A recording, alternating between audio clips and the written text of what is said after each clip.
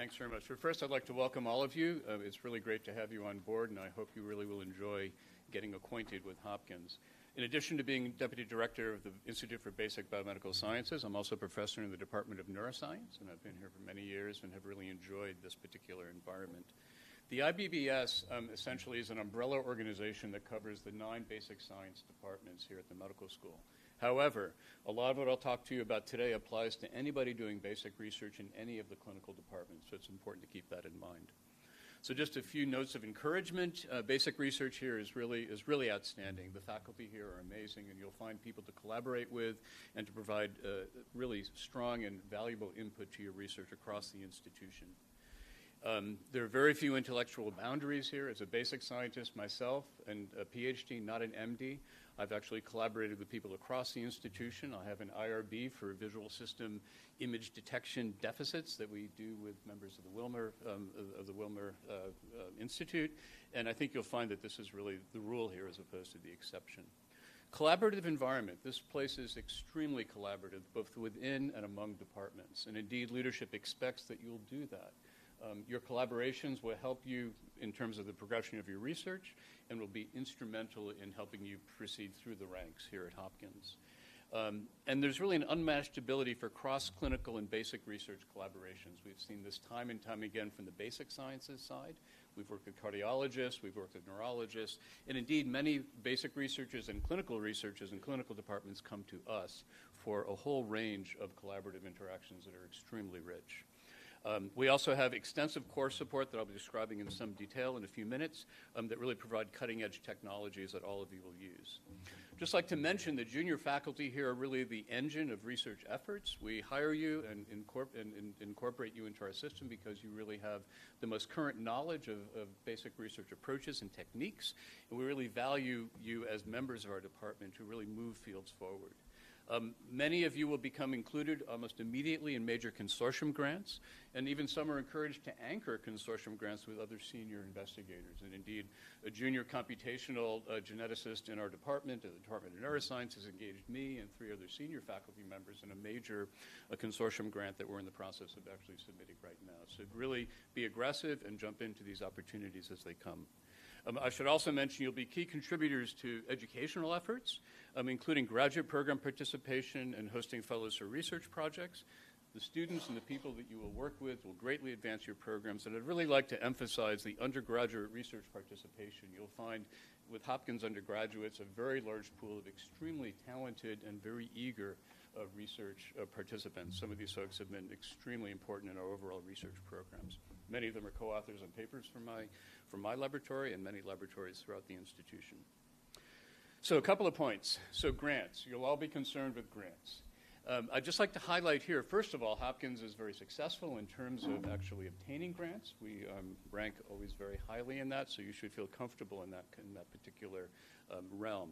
I'd just like to highlight the fact that the pre-review of grants that you submit is extremely important. So one particular program, which is actually in the IBBS, run by a professor in cell biology, Debbie Andrew, is a pre-grant review service, which, if you follow the guidelines, in other words, submit your grant a month before it's due, you get reviews that Debbie has arranged amongst experts specifically tailored for the topic of the grant that you have. And this is extremely important. So the metrics of Debbie's program for the past 4 or 5 years shows almost a doubling of the success rate of grants that are submitted to NIH. And so I really would like to emphasize that. Now, if you're not in one of the 9 IBBS basic science departments, fear not. Virtually all the clinical departments here also have pre-review grant programs. These are important for mentored case series grants as well as for R01 grants. And again, these particular programs require that you do, sort of take an early to bed, early to rise approach, get your grant done well before the deadline. But you'll find this type of feedback to be absolutely invaluable, and I strongly recommend that you do this. It's also important to take advantage of your colleagues, both senior faculty and, as Mark mentioned, junior faculty who may know a little bit more about the system and are a little more current with current guidelines, particularly those who have just obtained funding. And one final point is junior faculty. I often find that junior faculty are reluctant to bother their colleagues or senior faculty to review these grants. It's very important that you just recognize that when you're senior faculty, you'll pay this forward and help junior faculty review their grants. So really do not hesitate to get members of your department, in addition to these pre-review programs, to look at your grants. You'll be absolutely rewarded by doing that. Just a little bit about some of the resources of Johns Hopkins funding opportunities. For the university, there are these Catalyst Awards as well as Discovery Awards. These are announced every year. You'll see the announcement. This is the website where they are. The Catalyst Awards are specifically geared toward early career investigators, and I strongly urge you to apply for them. The Discovery Awards are specifically cross-divisional collaborative awards. However, junior faculty often pair with a senior member or a mid-level faculty member in another department. And again, pay close attention when these announcements come up. These are great funding opportunities. In addition, there are also smaller but significant types of awards, so-called core coins, that the School of Medicine will announce periodically, and these actually provide small but significant grants, up could be $5,000 to $10,000 for various technical activities in the internal cores. And I strongly recommend that you apply for those, as well as funds which come from IBBS, again announced and are directed towards utilizing our core services. So again, making a mouse in the transgenic core, an RNA sequencing project, these can be extremely helpful to advancing your research and providing preliminary data. There'll be many other programs of this sort, various departmental specific and division specific awards. Very important to inquire with your department director, your vice chair of research, graduate program directors, et cetera, to stay on top of these internal awards. They can be very helpful. They can fund graduate students and can really give you a certain degree of freedom in terms of doing your initial, obtaining initial preliminary data for your first R01 and keeping your research program going thereafter. Just a couple of words before I stop relating to core service specifically. So IBBS has several cores. I want to underscore that these are available to all School of Medicine laboratories and even laboratories at Homewood, and we even take some projects from people outside of Hopkins. This includes a transgenic mouse core, a single cell and transcriptomics core, a chemical screening core, metabolomics core, and also the Basic Sciences Network Office. I'd just like to underscore that these cores, while making a transgenic mouse or doing an RNA sequencing project, provide services that appear quite basic. I'd mention, though, that these cores really provide a level of consultation that you will not find in commercial entities that provide the similar service. For example, the transgenic core, Chip Hawkins will design the knockout strategy or the CRISPR strategy you might be using. He'll work with you to actually get the project underway. And if it doesn't work the first time around, he'll actually re-inject with a new strategy to allow you to hopefully obtain the mouse that you're looking to get. And this is really can be seen for all of these cores. So again, the personalized consulting component is really important. This website here is the IBBS website, specifically the core portion of that website, and all of these services are available to basic researchers throughout the institution.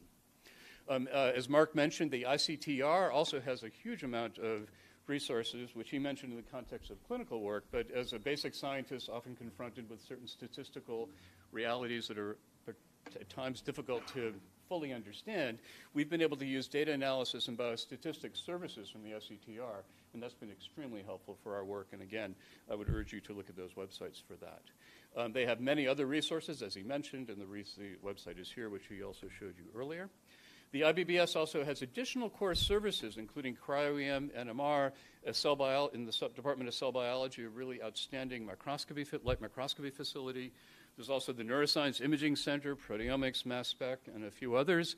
And I'd urge you, to take a look at the IBBS website. These are all services that you can investigate and can be quite useful for your projects as you move into different areas of research. Johns Hopkins Medical School also has a so-called Core in a Box website. This actually provides a whole lot of resource information. The iLabs online ordering and tracking and billing component is described in great detail there. There's an awful lot of information of how to manage your various projects. And it also importantly has a list of all the Johns Hopkins cores and how to log into them. This is quite helpful because oftentimes there are smaller cores throughout the School of Medicine that may not be some of the major ones we highlight, but may provide specific specialty services that you're interested in. And finally, the Genetic Resources Core Facility also provides a whole range of services, some of them most relating to genomics, of course, single-cell sequencing, DNA sequencing, synthetic biology products, and also genotyping services. And again, their website is listed here. So I just close by saying there are an awful lot of resources here. It's an extremely collaborative environment. I've put down some names here of folks who are helpful for basic science type issues, either in the basic science departments or the clinical departments. And of course, this is not an exhaustive list, but I would reckon that any one of us is at least one degree of separation from one person who would be able to answer any questions that we might not be able to. So again, thank you very much for your attention.